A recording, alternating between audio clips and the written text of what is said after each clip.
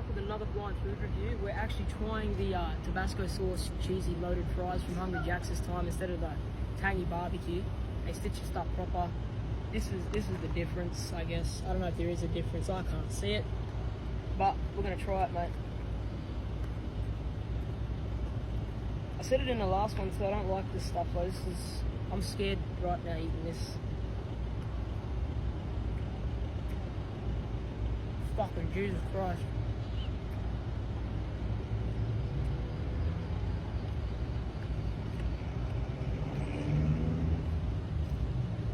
No, that's worse. Yuck. I don't like that. The cheese tastes the same.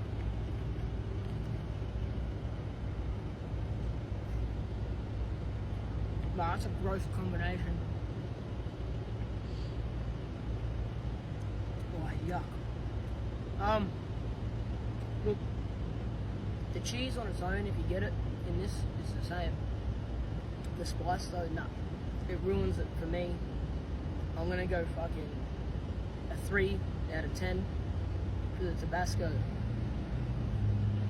Oh, yuck. It actually is not good.